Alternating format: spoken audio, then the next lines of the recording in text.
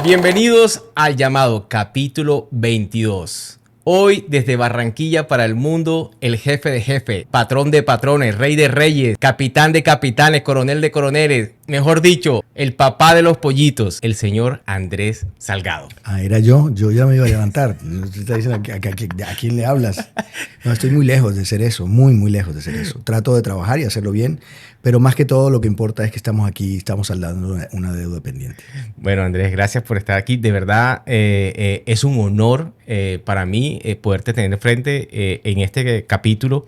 Dice que es un número interesante. ¿Te gusta este número, el 22? Sí, esos números que son duplicados, ese 666 también tiene su mito. O sea, todas esas cosas, ese 1111, todas esas cosas me parecen muy lindas. Así que agradezco que me hayas puesto en esta hermosa casualidad. Este llamado se hizo hace rato realmente, Andrés. O sea, había hablado contigo, no sé, por allá como en septiembre, octubre.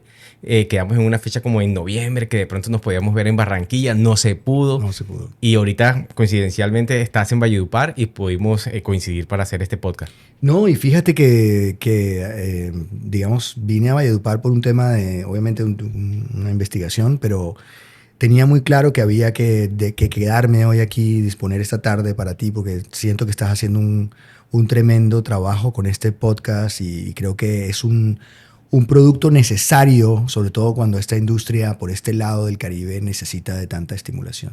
Gracias, Andrés. Andrés, pongamos a la gente en contexto. ¿Quién es Andrés Salgado?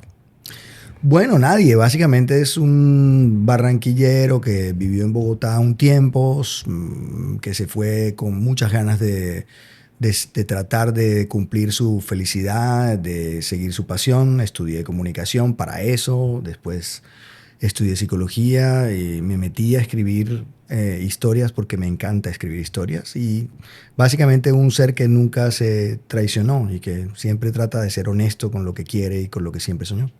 Bueno, Andrés es muy humilde en lo que está expresando. Ahí lo resumió todo, pero es que Andrés tiene en su hoja de vida unos proyectos espectaculares que la gente ha visto en la pantalla grande, en la pantalla chica, en nuestros televisores durante muchos años. Andrés tiene en su hoja de vida Perro Amor, tiene Celia, tiene El Joe, La Niña Emilia, y ahorita va a estrenar en estos días por Telecaribe, va a arrancar Barriga de Trapo, una historia que todo el mundo conoce y que es muy sonada en la costa, en el país, porque todo el mundo se enteró finalmente de esa historia, todo el mundo la siguió.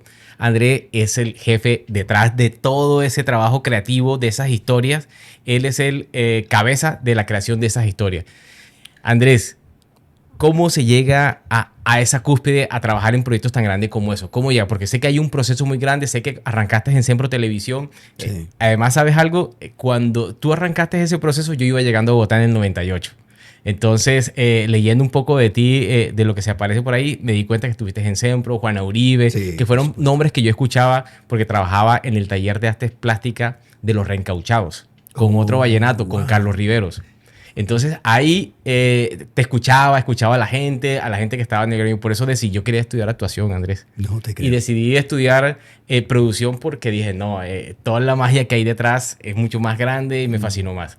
Andrés, ¿cómo se llega ahí? ¿Cómo llegas después de estudiar o estabas terminando? ¿Cómo fue el proceso? No, yo me fui a estudiar a la Universidad Javeriana Comunicación, y un poco impulsado por el ICETEX, como todos los chicos que tienen, digamos, no son hijos pues de los multimillonarios que pueden pagar la Javeriana. Yo estuve todo el tiempo con el ICETEX patrocinado y apoyado más bien. Y cuando estudié televisión, tuve dos profesores que me marcaron la vida. En quinto semestre estuve a Dago García y en sexto semestre, ya en la especialización, tuve a Juana Uribe, que eran mis profesores de guión. Fueron 2 semestres seguidos en donde la vida me cambió. Juana venía de Italia, de haber visto lo que ella quiso representar o reproducir en Colombia, y es la figura del taller creativo, que era una cosa que no era tan usual dentro del mundo de la televisión colombiana. Normalmente el taller creativo no existía porque el trabajo de escritura en equipo era más bien raro. Todo el tiempo la gente sometía las historias a los grandes autores, ¿no? Nuestros padres fundadores, ¿no? Bernardo Romero, el maestro Bernardo Romero, Julio Jiménez, eran nombres, no eran equipos, ¿no? Pues entonces llegó y quería formar parte de un taller creativo. El taller creativo estaba lleno. Ok. Ya yo no cabía ahí. ¿Cuántas personas habían Estaba ahí? completo, era un taller creativo como de, creo que eran como 5 o 6. Ella yo creo que empezó a no hacerlo tan grande porque quería... Ella lo lideraba. Por supuesto, Claro. Juana era la directora creativa y de contenido de Sempro De Televisión. Sempro Televisión. Y Juana venía un poco con eso, pero obviamente ella creo yo que tratando de encontrar un poco esa experimentación, porque no sabía cómo iba a terminar pasando, reclutó a 5 personas, ¿no? Pero, no, reclutó a 4. A 4, sí, a 4. Y luego llegaste tú. ¿Y por qué alcanzaste a entrar? Bueno, yo hice una trampa, la verdad. O sea, yo me sentí por fuera y dije, puta madre, yo no me voy a quedar por fuera ni por el berraco. Entonces yo dije, ¿cómo entro? O sea, ¿cómo hago para entrar, no? La primera, pues, se lo dije, ¿no? Juana, yo, profe, ¿no? Me gustaría que usted me diera la oportunidad y tal. Y Juana dice, lo siento, está todo lleno. Entonces dije, bueno, por ahí no fue. Entonces tengo que pensar en algo que me permita entrar. Entonces se aproximaba la tesis de grado y dije, voy a hacer la tesis de grado sobre un programa de Sempro. Entonces fui hasta allá, le pedí una cita y dije, no vengo como alumno a pedirle que me dé el chance, vengo como un alumno que está haciendo la tesis. Ok, ok. Entonces yo voy a necesitar venir aquí está el permiso de la Universidad Javeriana y el convenio, y vengo a decirle que yo voy a venir a investigar El Oasis, que era una serie que en ese momento estaba con la señora Mebarak, ¿no? Entonces, protagonizada con ella. Entonces, claro, entonces yo empecé a investigar, pero la investigación era obviamente la excusa para poder entrar, ¿no? Entonces yo me volví un experto en El Oasis. El Oasis ya iba muy adelantado, iba por el capítulo, no sé, 40, una cosa así, cuando yo entré a investigar, ¿no? Entonces yo iba haciendo mi tesis hasta que hubo un momento, eso lo escribía Gilma Peña, por ahí pasaron muchos escritores que no sé, no se entendían con la idea. Es una idea de Juana Orives, creada por Juana, y estaba escribiendo Gilma Peña. Gilma Peña había dejado, eso era semanal, Gilma Peña había dejado 2 libretos, 2 capítulos, Ok. y se iba a operar la vista, ¿no? Ella es una operación de la vista. Entonces Gilma dijo, bueno, aquí están los 2 capítulos, Tengo que irme. las 2 semanas, y ya yo en 2 semanas estoy de vuelta para hacer el siguiente capítulo. La operación se le complicó y te juro que yo no tuve nada que ver. O sea, yo no moví, yo no No hice... hiciste parte de esa trampa. No. Fue una Hasta cosa... allá no llegó. No, hasta allá no llegó. No. Fue una cosa del destino, probablemente, o una casualidad.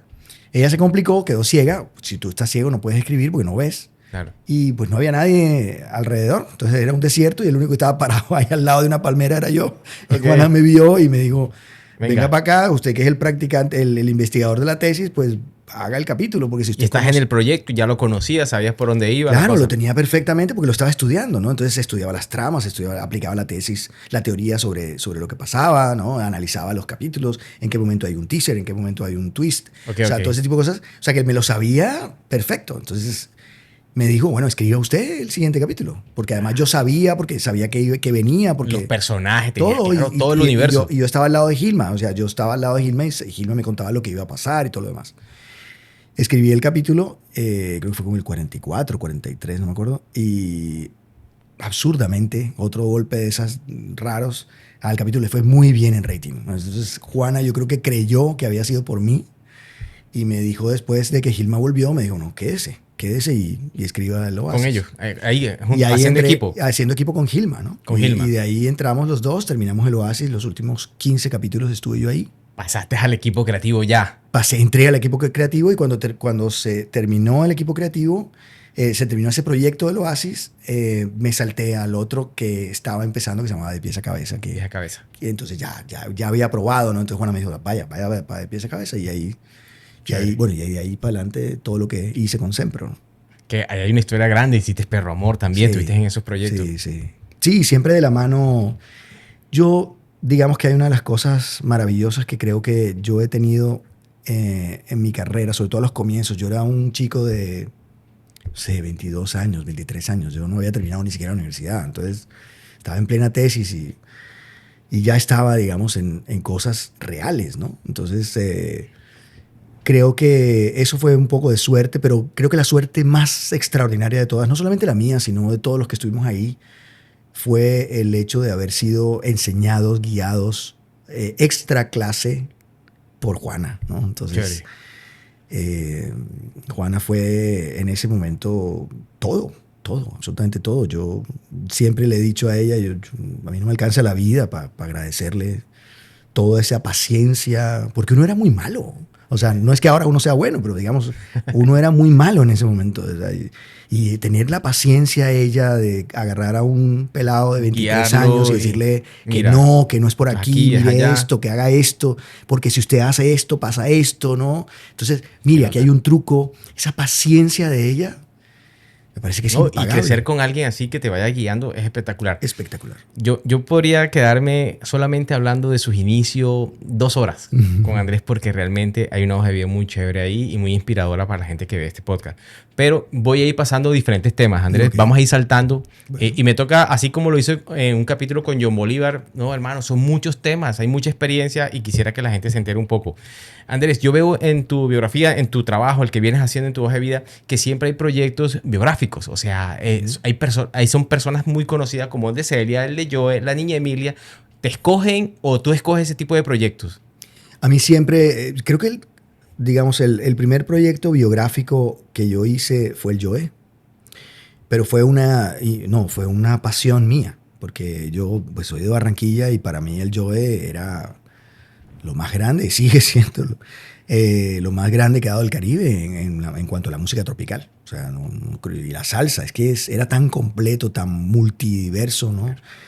Eh, yo quería hacer la historia del Joe, porque eso me remite a mi niñez, me remite a mi papá, me remite a la música de cuando yo era chiquito. Entonces, el Joe sale, antes de eso había estado la historia de Marvel, pero el Joe creo yo que generó una tendencia muy grande que luego se replicó en Colombia, pero después esa tendencia replicada en Colombia terminó replicándose afuera. Entonces También, sí. fui a hacer Celia Cruz básicamente porque estaban funcionando, ¿no? Y después del Joe vino muchas bionovelas, ¿no? Entonces, eh, Fernando Gaitán, digamos, me dijo, ¿te interesa Celia? Yo adoro la música, no es difícil para mí que yo haga una historia de Donde un hay ca- música. Claro, porque incluso las series o las telenovelas que no tienen música, o sea, por ejemplo, yo musicalizaba de pies a cabeza. Por ejemplo, yo me iba al Ok. estudio, a la postproducción y yo era el que ponía las canciones de pie a cabeza. O sea, para mí la música era tenaz porque yo trabajé mucho tiempo como disc jockey en la emisora de la universidad, en Javeriana Estéreo. Entonces, la música siempre ha sido para mí algo fundamental. Yo en Barranquilla escribía en el Diario del Caribe una columna de música todos los viernes. No me había graduado del colegio y estaba en eso.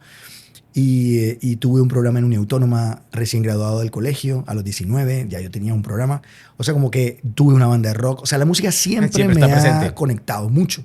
Entonces, claro, para mí es un placer hacerla. Y de hecho, ahorita, o sea, en general lo que me parece es que lo aburrido es que se saturó un poco el mercado, porque es un mercado pequeño, ¿no? Pero sin duda ha habido colegas en Estados Unidos, por ejemplo, que toda su carrera, han escrito únicamente historias sobre música. Ok, ok. Nunca han escrito otra cosa que no sea sobre música. Entonces, lo que pasa es que aquí, pues, la música no es solamente lo que yo quiero contar. Claro. Andrés, pero ¿qué diferencia hay un personaje tan grande? Los dos son igual de grandes, pero la diferencia en escribir una historia como la de Celia a la de la niña Emilia. Ahí me la pones jodida, porque es que la niña Emilia la niña Emilia fue puro corazón. O sea, es que para mí es uno de los proyectos más especiales y más llenos sí, de alma que yo creo que yo haya escrito. Primero porque es una historia de una vieja un poco freaky, ¿no? O sea, ella no era una bullerenguera normal. Y yo siempre he estado muy admirado, siempre me han encantado los que no son tan normales, básicamente porque yo soy uno de ellos. Entonces, digamos que todas las personas que sean medio raras, medio extrañas y todo ese tipo de cosas, a mí me encantan. Te atraen. Porque soy un poco eso también. Y esa mujer me encantaba. Pero por otro lado, porque hubo magia, hubo lo que llamaría uno magia, que todo se dio en el momento, todo se conectó en el momento, todo se alineó en el momento. ¿Era un proyecto que ya vienes investigando? Sí, porque en el 2011, cuando hice el Joe, yo hice una escena en el Joe, en la caseta, que antes de que el Joe saliera a cantar, en la escena estaba la niña Emilia cantando. Ok. O sea, fíjate que no era una cosa que se me ocurrió. ¿Ves? O sea, hay un tema, Ahí hay venía un hilo hilándose. conductor, claro. Y la que hizo de la niña Emilia era la hija, o sea, Nelly Herrera. Ok. Entonces, Nelly, yo la conocí en el 2011, me dijo, Andrés, ¿por qué no escribes la historia de mi mamá? Yo tenía la historia de mi mamá, yo sabía que en RCN y en Caracol eso era absurdo, o sea, no lo iban a dejar hacer. Entonces yo decía, bueno, tengámoslo ahí, en algún momento empezamos en teatro, yo nunca he hecho teatro, con lo cual también me daba un poco de miedo. hasta que llegó el momento en donde Juan Manuel Vuelvas, Yuldo Gutiérrez y otros más dijeron... Se aliaron los sí, astros sí, para... sí, sin duda. Yo creo que fue un momento muy especial. Y bueno, llamas tú a tus amigos. O sea, cuando tú haces una fiesta, ¿a quién invitas? Pues a tus amigos. Entonces, Ahora, Andrés, el casting. Tú escribes tus historias. En La Niña Emilia, y como en las otras historias, siempre hay un casting poderoso, importante además, como protagonista. ¿En esa historia tuviste de pronto todo que ver con ese protagonista? ¿Con Aida Bosa? sí, digamos que Aida para mí es... Aida, yo me conocí con Aida en Celia. O sea, con Celia conectamos. Y Aida es igualmente enloquecida con la música. Y sobre todo porque Aida viene de una familia también muy musical. El papá era músico. Es músico, está vivo. Y de ahí en adelante, o sea, indiscutiblemente para mí, Aida con todo este tema bullerenguero, con ese amor, con esa cosa tan de la tierra, tan real. Si hay alguien auténtico, es Aida Cristina. Entonces, yo sentí, nos encontramos en la Feria del Libro, yo estaba presentando uno de mis libros y le dije, vamos a hacer La Niña Emilia. Y Aida dijo, chévere, qué bacano, wow, pero ¿Pero jamás le en dijiste la vida... pensándolo tú? No, como amigos. Comentándole. No, como amigos, como, Ok. como hablar con un amigo. Y le dije, vamos a hacer La Niña Emilia. Wow, qué chévere, qué bacano y tal. Wow, qué bonito lo que vas a hacer. Sí, bacano, vamos a ver qué tal. Cuando empezamos a probar, yo dije, no, esto, ¿y por qué no te mandas un casting a ver qué pasa? Pero si yo no soy negra, yo no soy indígena, pero dale a ver qué pasa. Pero tienes una cosa muy fuerte que es tu sangre. Y ella lo mandó y cuando vimos el casting... Que ella es una actriz, claro, con ¿Qué con podemos toda la decir? preparación, Es claro. fantástica. Es que no hay muy pocos actores tan profesionales como ella, tan entregadas como ella. Y yo te venía diciendo antes de la entrevista que estoy completamente seguro de que si bien obviamente estuvimos, digamos, profesionales ahí, detrás de cámaras y también adelante como actores, Emilia sin Aida no hubiera sido lo mismo. Es que se comprometió porque la descarnó, le traspasó la vida, porque es que además cuando llegamos a conocer a la hija de la niña Emilia, Nelly saca los discos de su mamá y en uno de esos discos está el papá de ella tocando el bajo. No puede Se ser. pusieron a llorar como dos niñas chiquitas. Se pusieron a llorar porque es que la vida Increíble. las unió. Entonces, ese tipo de cosas tenía el proyecto. O sea, Había magia, claro. magia. Y creo que esa magia luego se trasladó. Y bueno, vinieron los 13 premios que pues se rompe ese récord que apenas hasta ahora 100 años de soledad alcanza a igualarlo, ¿no? Claro. Con la diferencia que 100 años de soledad fue hecho con $50 millones. Claro, hay unas pequeñas Sí, diferencias. una pequeña diferencia, $50 millones y nosotros lo hicimos con $300 millones. Claro, Entonces, son dos compañías muy diferentes. Sí, claro. Sí. Increíble. Andrés, ¿los premios son importantes? Son como una especie como de... ¿Viste cuando vas en la carretera como en la noche que necesitas de algunas señales como para saber por dónde vas? Sí. Eso es un poco lo que yo Ok. pienso. ¿Te ayudan a guiarte a llegar a esa meta que tengas? Sí, como un poco, o sea, ahí vamos, ¿no? O sea, como no es que vayamos bien o mal, Ok. sino que es un termómetro de que algo ocurrió con esto. Pero no le pongo moralidad, no lo cargo de que, wow, qué bien estoy andando o qué mal estoy andando. Yo te tengo que confesar, a mí el premio de la Niña Emilia para mí fue una gran alegría, sobre todo porque fueron 13 estatuillas, que eso no había pasado nunca en la historia de la televisión. Pero, por ejemplo, ha habido otros, yo pienso, por ejemplo, en una telenovela donde yo me gané uno de las Indias como mejor libretista y yo decía, pues está bien, pero ¿será que por aquí es? O sea, o sea, como que para mí son como unas señales que te dicen algo está pasando. Igualmente, las críticas negativas y ese tipo de cosas son señales, pero en general creo que lo que importa es un poco eso, no traicionarse. Andrés, me voy a alejar un poquito o me voy a ir a un punto muy crucial para ti que escribes, y es que yo hice una serie el año antepasado, La vida de negro, donde el guionista era una persona, John Robert Guerrero, y la libretista, la persona de los diálogos, era otra persona, Virginia, que no me acuerdo ahorita el nombre de Virginia, hombre. Bueno, Virginia, ella sabe que la quiero mucho. Virginia hizo todos los textos, los diálogos, hicimos la escena, cuando ella la vio editada, la vio al aire, ella me escribió y me dijo, Rommel, gracias, muy amable, porque se respetaron mucho esos diálogos. O sea, yo fui muy fiel y con algunos actores y en algunos momentos, en unas escenas muy críticas, fuimos muy respetados, responsables con esos textos, con esas palabras que estaban ahí. ¿Sí? Y los actores también porque las sentían. Tú también como guionista, ¿te gusta que tu historia se respete en tus palabras o le das un poco de libertad a los directores en la puesta en escena? Mira, lo más importante es que todos estemos sintonizados. Y después de que todos estamos sintonizados, yo no le pongo más misterio al asunto. Yo podría, yo me puedo poner inquieto si tengo un director que no me da confianza, Ok. por ejemplo. O sea, me puedo poner inquieto si tengo a un productor que no está entendiendo nada. Okay. ¿Entiendes? Entonces, Que no vibre con el proyecto, sí, que no lo o que sienta. no lo entienda. O sea, porque puede que no lo entiendas. O sea, eso es un tema complejo. Por eso me encanta trabajar. Por decir algo, una persona como Ramsés, Ok. o alguien como Sergio Osorio en su momento, o alguien como ahora, por ejemplo, que viene la nueva Barriga de Trapo, una persona como Toño Suárez. O sea, yo sé que están... Ni hablar, por ejemplo, de Lucho Velasco, con quien acabo de hacer mi primera película que no ha salido de cine. Yo tengo claro que entienden lo que está ahí. Entonces eso me da mucha tranquilidad. Con lo cual, si meten una palabra de más, si meten una palabra de menos, Emilia estuvo llena Emilia era Aida desatada. Ok. Y a mí no hay nada más que me divierta que ese tipo de cosas, ¿no? Entonces, incluso,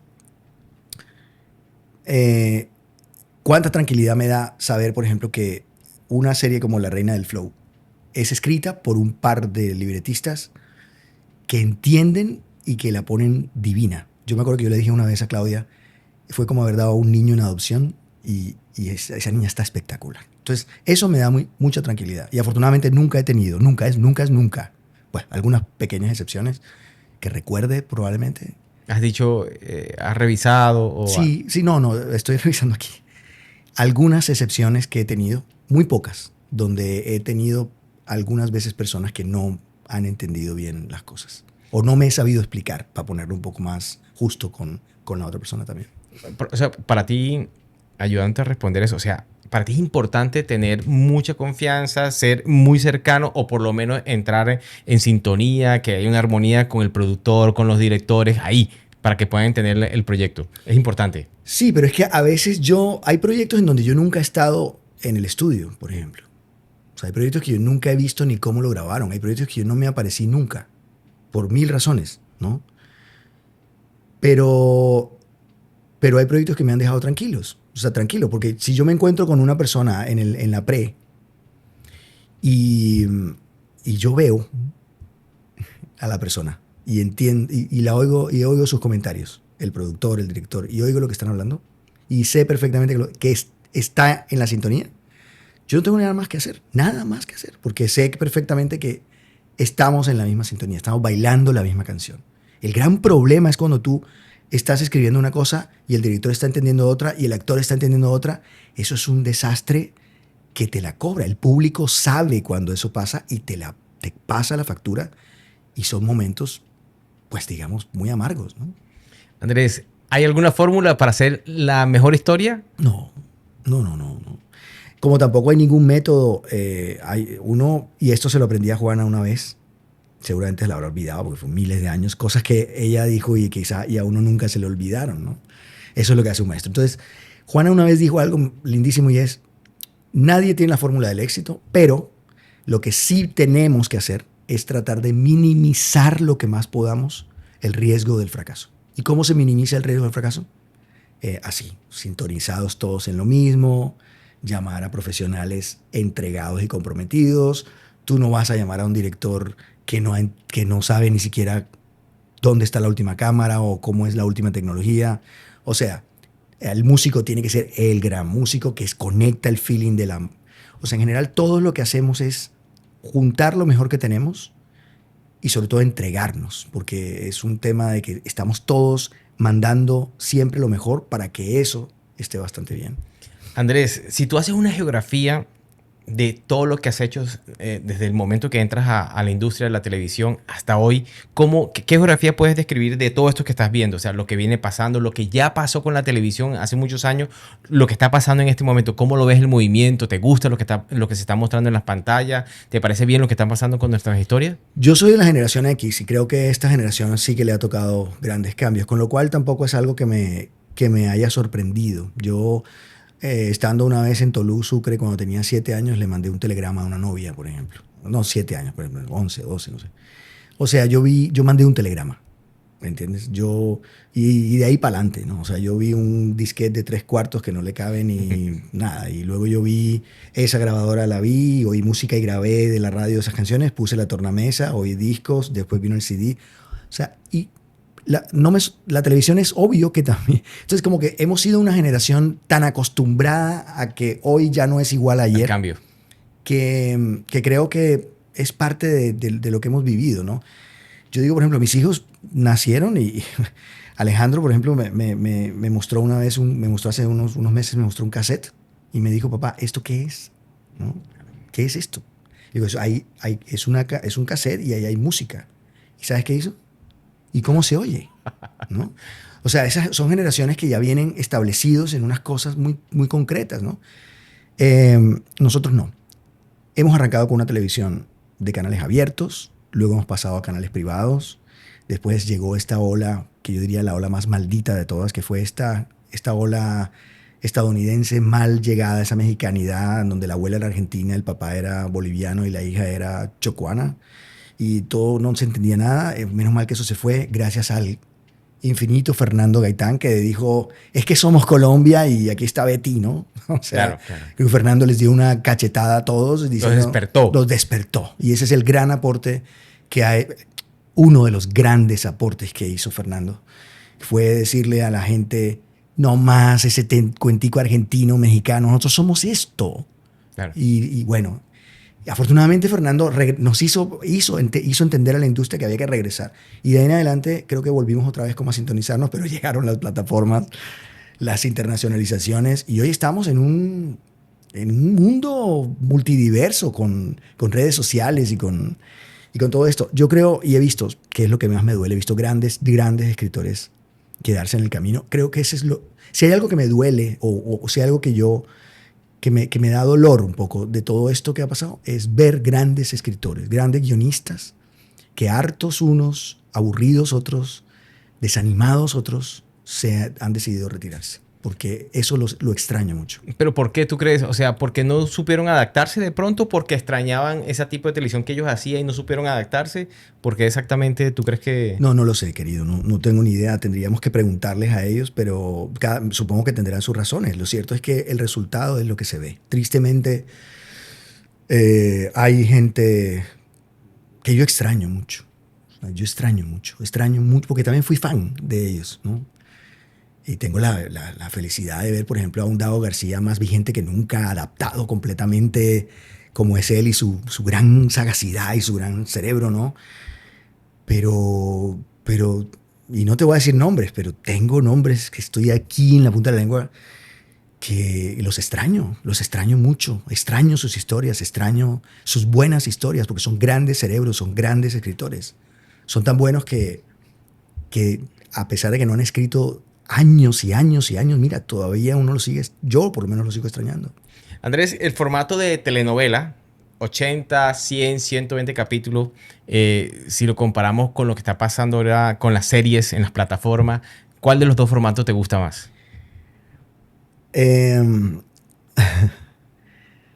A ver, es que son dos cosas diferentes. Es como que cuál de tus dos hijos quieres más. Es muy jodido porque cada uno es distinto, pero cada uno tiene cosas bonitas. No sé, yo siento que hay un golpe de nostalgia en las cosas de los 80 capítulos. Yo acabo de terminar una serie para Telemundo que saldrá el año que viene, supongo. Y estoy empezando ahora una con Netflix. Entonces, como que son dos cosas diferentes, ¿no? Pero las dos tienen... Hay algo que está ocurriendo y que creo que sí, por más de que los ejecutivos lo nieguen, hay algo que está ocurriendo. Al principio, cuando empezaron las historias en estas plataformas, abominaban, aborrecían, les daba les daba alergia el tema de pensar en la televisión abierta. Y una de las frases que más usaban era, pilas, pilas, que esto no es una telenovela, ¿no? Esto no es televisión. Esto no es melodrama, ¿no? Ok. El melodrama les parecía una cosa inferior y toda la cosa. Hoy en día, lo que uno simplemente hizo fue cruzarse de brazos y esperar que entendieran un poco. Que no es... Es como el psicoanálisis. Tú no puedes pensar que el psicoanálisis de los años 70 es el psicoanálisis de hoy. Hay un psicoanálisis contemporáneo. Y asimismo hay un melodrama contemporáneo. O sea, el melodrama contemporáneo es un melodrama que no se parece al melodrama de los 70. Y no quiero decir exactamente como ejemplos puntuales, pero me voy a atrever por decir algo. La primera vez de Dago no es otra cosa que una gran telenovela injuvenil disfrazada, o sea, con un vestido muy contemporáneo. Muy contemporáneo además, claro, ¿Ves? claro. Entonces, ellos se han ido dando cuenta, me refiero a los productores, a los directores, que evidentemente es así. Medusa es un poco eso, es una venganza, ¿no? Y entonces en esa medida creo yo que a la larga nos vamos acercando un poco más a entender lo que somos. Porque si hay algo que a mí me parece horrible es volver a cometer los mismos errores que cometimos a principios del siglo cuando estábamos en ese mare magnum. Nosotros no somos Austria para contar crímenes con personajes fríos y completamente parcos. Nosotros no somos, no sé, Suecia, donde el asesinato es así todo somos latinos y debemos contar las historias nuestras, que es lo que nos hace grandes. Entonces creo que estamos entrando a una era muy, muy interesante en ese sentido. Andrés, son muchas historias. Ahorita mencionabas La Reina del Flow. O sea, de verdad hay música, pero es un proyecto totalmente diferente, ¿no? Porque este sí es de verdad muy juvenil, pero maneja de todas maneras el mismo lenguaje de la telenovela. Sí. ¿Cómo comienzas a manejar esas diferentes historias? Bueno, La Reina del Flow es una historia que fue encomendada. Ok. O sea, fue encomendada por Sony en ese momento. Sony convoca a un grupo de escritores para saber en qué ideas estaban. Y yo quería hacer los Recochan Boys, fíjate, yo llegué con esa idea.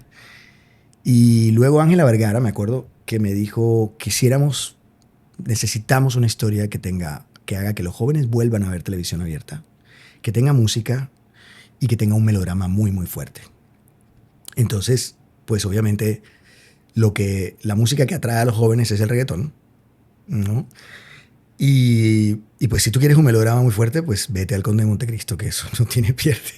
Entonces, básicamente, con esos ingredientes y un poco una investigación que yo también venía como haciendo sobre el tema del reggaetón, sobre todo cómo surgió el tema del reggaetón a principios de los años 2000. Yo venía un poco como obsesionado con la diferencia entre el reggaetón y el rap. Empecé a trabajar un poco el asunto, ¿no? Luego, obviamente, se diseñó, se creó la serie, se armaron los personajes. Y después de unos cuantos equipos de libretistas que trataron de entrar a escribirla, terminaron siendo escrita por Claudia Sánchez y Said Chamié, que son los libretistas que escriben todos los capítulos de la serie y que la tienen como la tienen, ¿no? O sea, maravilloso, maravilloso. Chévere. Andrés, haces historias para el mundo. Veo que tú escribes, vives en Estados Unidos, Sí. en Barranquilla, tú estás en todos lados.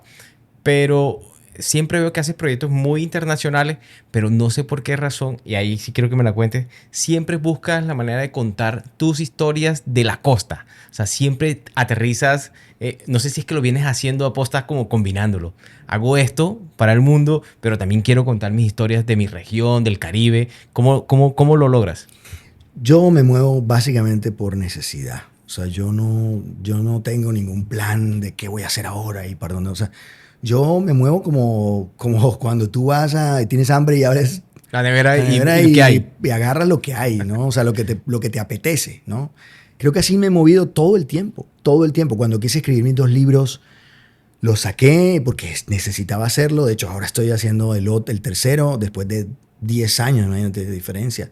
¿Viste? Entonces, como que el tema del libro es el tema de las novelas literarias, que eso no tiene nada de literatura, pero bueno, el tema de las novelas literarias tiene que ver un poco con eso. Fíjate que si tuviera una estrategia, yo ya estuviera jodido. Yo tendría que haber escrito el tercero hace no sé cuántos años. No me dieron ganas, no sentí esa necesidad. Ahora necesito desesperadamente sacar esta historia en libro y presentarla en la Feria del Libro el otro año. ¿Me entiendes? No es una cosa que yo ahora quise venir aquí porque, claro, hubo una invitación para ver si me interesaba hacer algo pero aprovecho también a echar adelante algo que quiero más.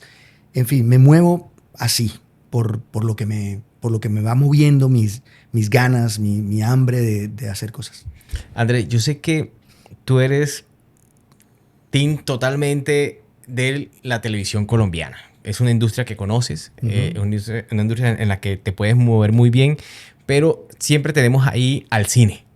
Ya nos mencionaste que vas a estrenar muy pronto tu primera película, pero ¿cómo ves ese cine colombiano? ¿Cómo ves lo que se está pasando en este momento con el cine colombiano? No tengo idea.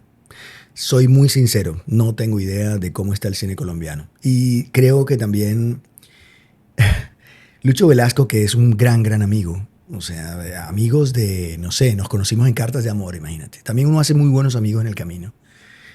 Y, y esta es una historia que, yo le dije a Lucho, ya no más, o sea, hagamos una película. Y ese es el tema, reitero, de los amigos. Es que yo creo que en los amigos encuentras algo que no encuentras en otros lugares, ¿no? Y, y este man, completamente delirante, se me siguió la corriente. Pero me siguió la corriente que se la echó encima. Yo siempre le he dicho que es como un capataz. Se echó adelante todo el ganado y lo hicimos.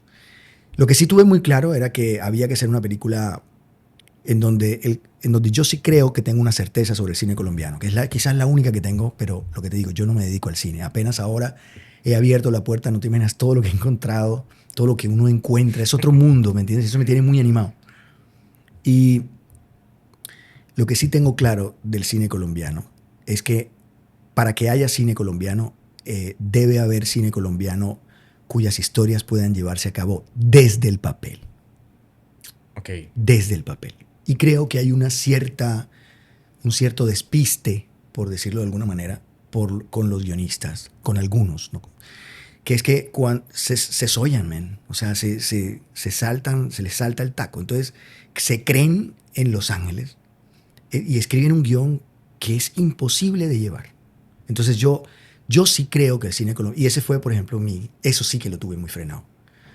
Yo me he dedicado, bueno, esto es una cosa muy infidente también. Yo me he dedicado muchos años, porque además me encanta el terror, y me he dedicado a ver películas de terror y de suspenso y de thrillers que ocurren en muy pocas locaciones, con muy pocos personajes. Y no te imaginas lo que he encontrado. O sea, no te imaginas. Entonces la gente dice, no, pero es que ¿cómo vas a hacer una película con pocas locaciones y con pocos personajes? 2 locaciones y 5 personajes. Eso es una obra de teatro, no seas estúpido.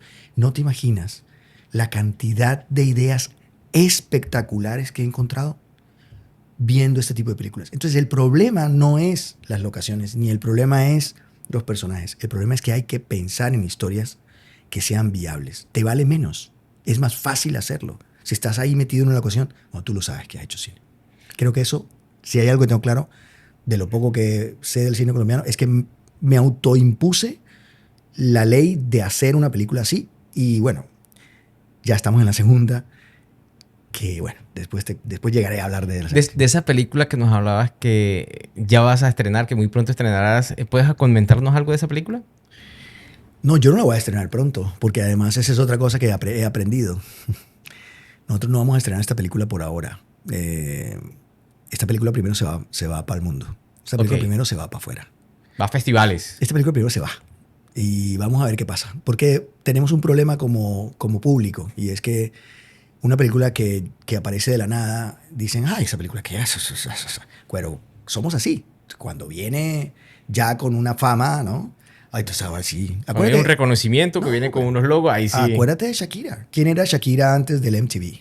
Nadie. Era alguien que no podemos decir aquí. Sí. Pero cuando vino MTV, entonces ahora, oh, Shakira, ¿no? Somos así. Es triste, pero somos así. Solemos ser así. Y eso hace que muchos se vayan, ¿no? O sea, se vayan del país. Andrés, los personajes, cuando tú construyes un personaje, lo estás escribiendo, ¿tus perfiles son específicos con elementos que de pronto, o sea, eres muy concreto con los perfiles de los personajes? Como que este personaje tiene que pensar así, este personaje es así, o tú también le dejas igual que a la historia un poco más de libertad. Yo he ido variando por un lado y por el otro lado también depende del proyecto. Por ejemplo, no sé, si volvemos a la niña Emilia, era casi que decirle a Aida, mira, tengo estos 3 garabatos y ahí tiene usted esto, maestra. O sea, haga lo que usted sabe hacer, ¿no?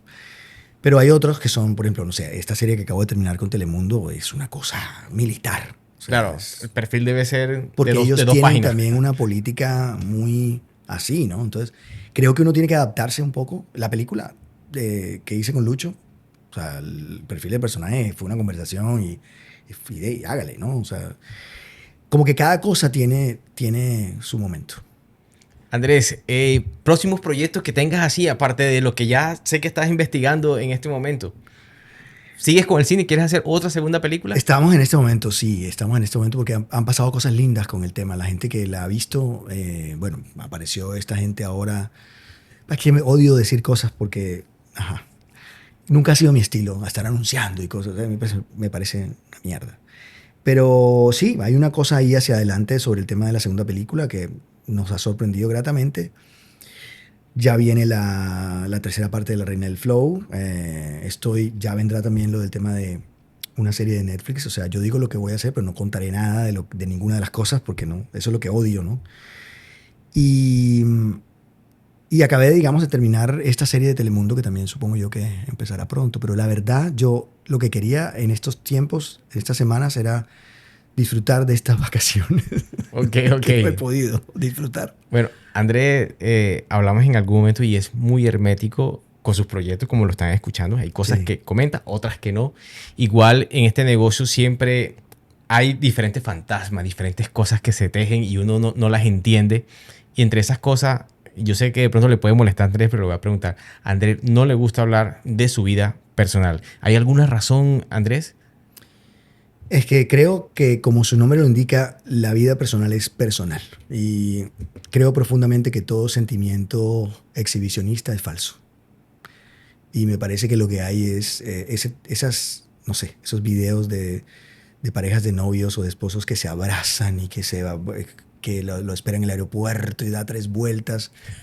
Me parece que todo eso es mentira, porque no lo estás Es sintiendo de ficción, verdad. es ficción. Es ficción. No, exactamente, no lo pudiste decir mejor. Eso por un lado. Y por el otro, el tema de los niños, ¿no? Yo tengo tengo mellizos y son 2 chicos maravillosos de 7 años que son menores de edad y que ellos no han dado la autorización Claro. para que su imagen sea manipulada, O explotada. mostrada, así sea por su padre. Y creo que hay una gran irresponsabilidad en ese sentido. Veo fotos de ecografías, cosas tan internas y tan personales, y veo padres que lo único que hacen es ese tipo de exhibiciones que es un ser humano, es una persona. Y el día que mis hijos digan, yo quiero tomarme una selfie, el día que lo digan, veré también si están maduros. Creo que eso también es otro punto.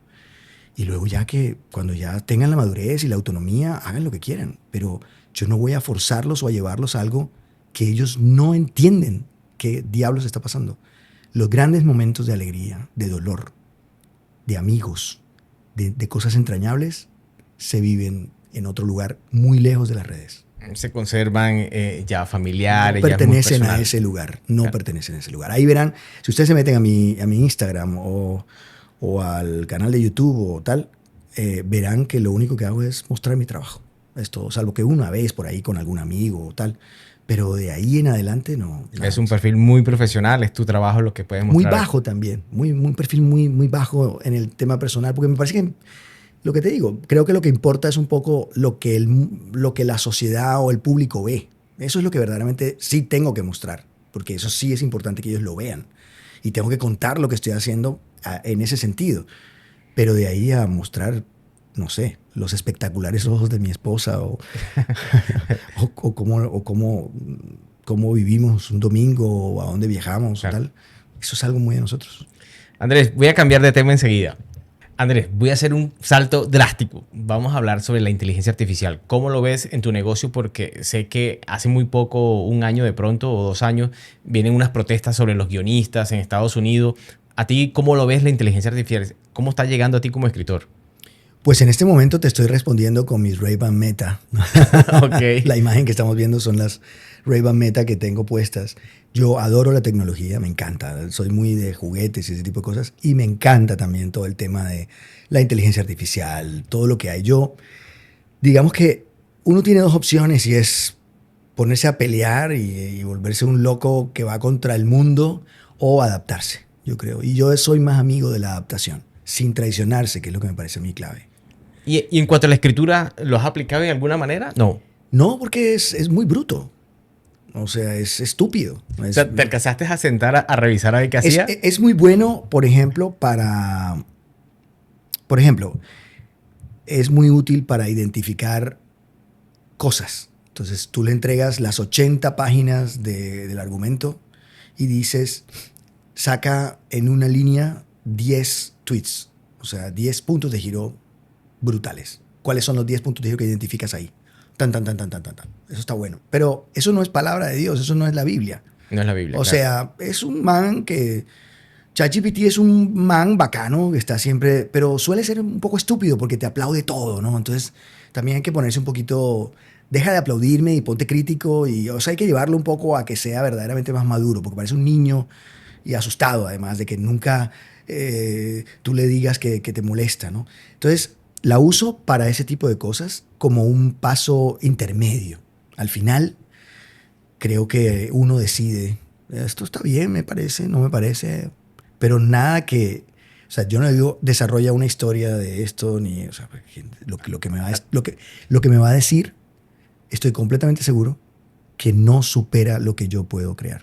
Ok, de acuerdo. Yo creo que tu respuesta es súper sensata, pero para entender un poco más qué es lo que peleaban, por qué las protestas, por qué todo eso, cuando tú desde la escritura mira la respuesta que tienes, yo veo que hay mucho temor cuando la gente dice, no, es que te puede hacer una película, te puede hacer una historia. No, pero creo que la pelea es importante porque lo que yo creo que ellos peleaban era el reemplazo del escritor. Es agarrar a un chico que no es David Kelly, que no es ninguno de estos grandes, y ponerlos a escribir, o Paul Haggis, y ponerlo a escribir, a supervisar y a ordenar un poco una historia a partir de ChatGPT y sin créditos y sin nada. Creo que ahí es donde viene el problema, pero es una herramienta asistencial, digamos. O sea, es alguien que te da unas ideas, pero a la larga la última palabra la tienes tú. O sea, pero en Estados Unidos la cosa iba complicada y sobre todo actoralmente también. Iban a agarrar la cara de los actores y ya ellos no iban al set y iban a crear estos avatars y todo ese tipo de cosas. Y eso sí y esa pelea todavía está. No, eso se le dio un freno. Ellos ganaron y le pusieron un freno interesante porque es que querían toda la galleta, ¿me entiendes? Y eso no estaba bueno. Y creo que está buena como te digo, como una cosa de asistencia, pero de ahí a pensar que sea la que te escriba o la que te bote la idea final o ese tipo de cosas, ahí sí que hay un gran peligro. Andrés, de las novelas colombianas que tú no hayas escrito, ¿cuáles de esas novelas que tú recuerdas y dices, me fascinó, me marcó? El amor del presidente. Eso es una maravilla. Las aguas mansas, Los cuervos. Estoy hablándote de cosas reclásicas.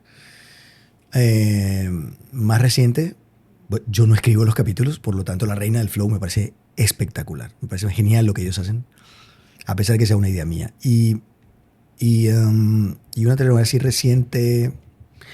No, yo me quedo con esas de por allá atrás. Andrés, ahorita que hablabas de estas historias, estas novelas clásicas que me estás mencionando, sobre la escritura de nuestras historias, yo me acordaba ahorita de En Cuerpo Ajeno. O sea, yo me imagino En Cuerpo Ajeno una película.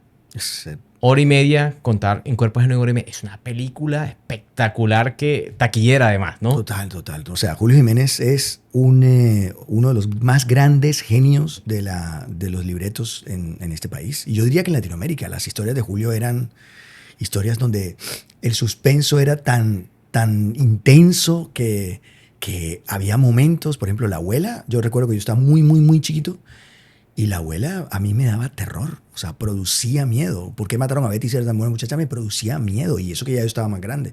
O sea, maneja el suspenso como nadie.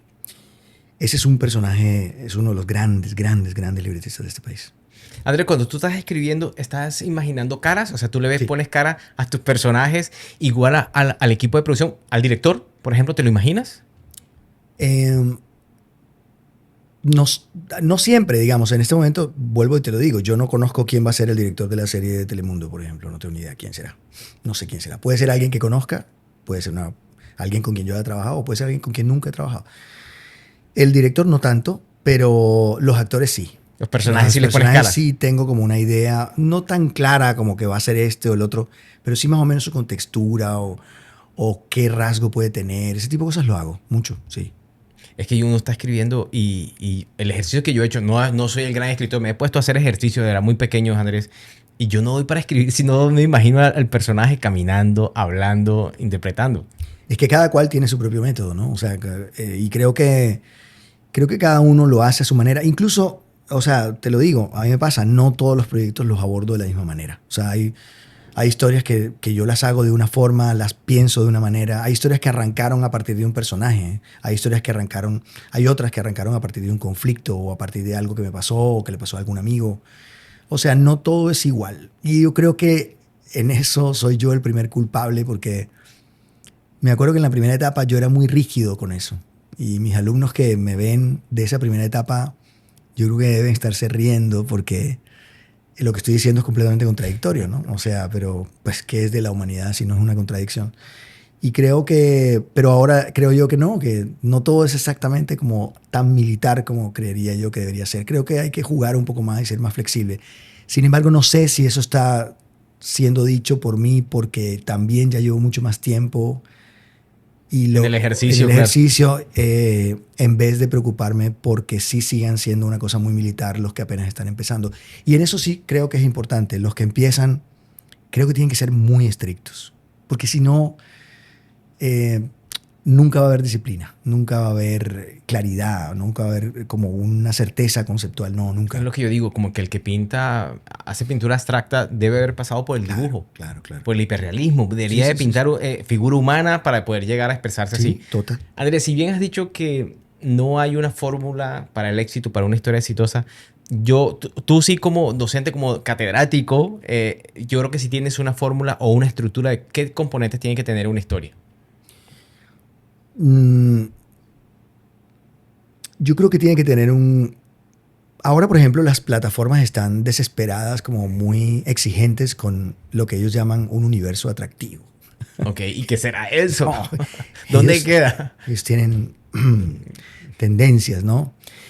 Ahora están muy, muy concretos con eso, pero porque claro, como tienen tantas ya, entonces el universo ahora es lo que está haciendo la diferencia, ni siquiera ya los personajes, ¿no? Lo cual también está marcando un camino diferente, ¿no? Ahora o sea, ellos creen que hay que diferenciarse por el universo, ya no por los personajes, ya no, no tanto por los conflictos, sino ahora hay que hacerle una envoltura muy atractiva, ¿no? Ok, todo el universo, lo que se ve desde afuera, la gente Sí, dice, esto entonces, se trata de claro, esto. entonces Ok, ya atractivo. tú podrías haber contado Medusa en Bogotá, pero no, vamos a Barranquilla y una cosa, ¿me Ok, ok. entiendes? Que se vea el mar y, o sea, esas cosas ahora tienen mucha importancia y es entendible porque como hay tantas historias, tantas historias, pues obviamente quieren buscar ese universo diferente, ¿no? Pero yo sigo siendo también muy clásico en el sentido de que son dos cosas, un gran conflicto fuerte, y unos personajes sólidos, muy sólidos. O sea, que tú vayas en el capítulo, no sé si es una cosa de 80 o tú vas en el capítulo 30 y eso no se desbarató, sigue ahí. En el 60 está ahí. O sea, no está, no empieza como a desmoronarse, ¿no? Esos personajes bueno, y en series más cortas, mucho más, porque tienes menos tiempo de establecer la contundencia. Entonces, aquí sí que tienes que ser unos personajes que te vayan directo a la mandíbula, ¿no? Andrés, si tú tuvieras la oportunidad, voy a hacerle una segunda parte a esta historia. De las historias que ya has escrito, ¿a cuál te gustaría hacerle una segunda parte? Mano Dura. Mano Dura era una historia de un boxeador que a mí me parecía que había quedado en un muy buen punto y creo que era una historia que podía echarse hacia adelante. Ojalá Telecaribe pueda darse cuenta de eso, ¿no? En algún momento también pensamos en hacer la segunda parte de una serie muy vieja que se llama Cartas de Amor. Y si hay algo que yo nunca pensé, por ejemplo, que también te la pongo al revés, algo que yo nunca pensé que iba a tener segunda y tercera parte fue La Reina del Flow, por ejemplo. Ok. Nunca me imaginé que eso iba a pasar. De hecho,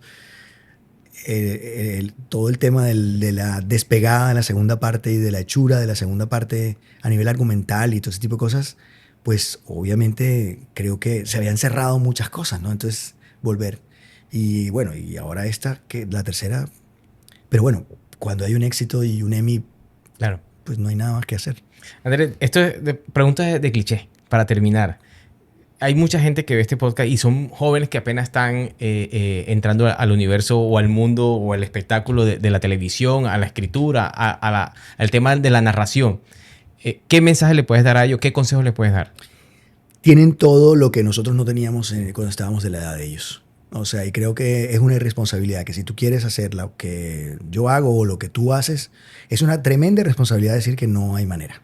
O sea, tienes todos los equipos, tienes todas las facilidades, tienes todo, absolutamente todo. Entonces, ahora llegas a un punto en el que lo que hace falta es qué vas a decir.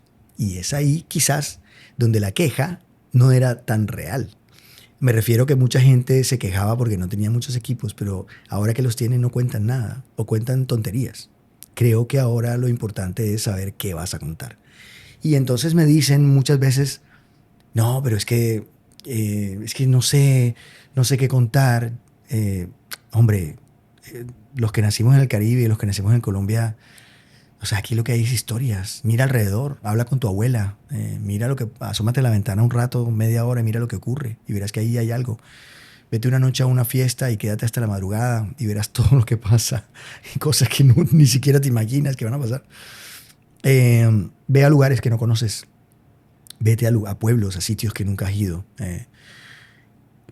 Como que fuérzate a tratar de sacudirte y no creer que el celular es todo, ¿no? O sea, yo creo que ese es un poco el asunto. Ya tienes el equipo, ahora ve por las historias. Andrés, hermano, para terminar te quiero decir esto. Conozco mucha gente a la que sigue este podcast y son pelados que apenas están arrancando. Gente joven que está arrancando en el negocio. De verdad fue muy valioso que estuvieras aquí, que me regalaras estos minutos, que pudieras darme tus palabras, que esa gente lo escuchara, porque sé que hay gente que le va a meter todo el valor a tus palabras y seguramente lo van a poner en práctica. De verdad, gracias por estar en este podcast, No, hermano. que así sea, Rommel. Y gracias también por invitarte a ti y a tu hijo y por mostrarme este lugar tan interesante y además por estar también tan conectado con todo el movimiento audiovisual aquí en todo el departamento. Ojalá que si estás cerca de la costa y podamos tener otros proyectos tuyos que nos podamos sentar y seguir hablando. Sería muy chévere. Bueno, es que espero que nos quede todavía mucho por recorrer, así que de mi parte no está pensado retirarme por ahora, o sea que nos encontraremos seguramente. Y si hacemos la segunda parte de Mano Dura, sería espectacular. Díselo al gerente de Telecaribe. Vamos a hablar con él. Bueno, señores, esto fue El Llamado. Estuvo el señor Andrés Salgado con nosotros. Nos vemos en el próximo capítulo. Chao.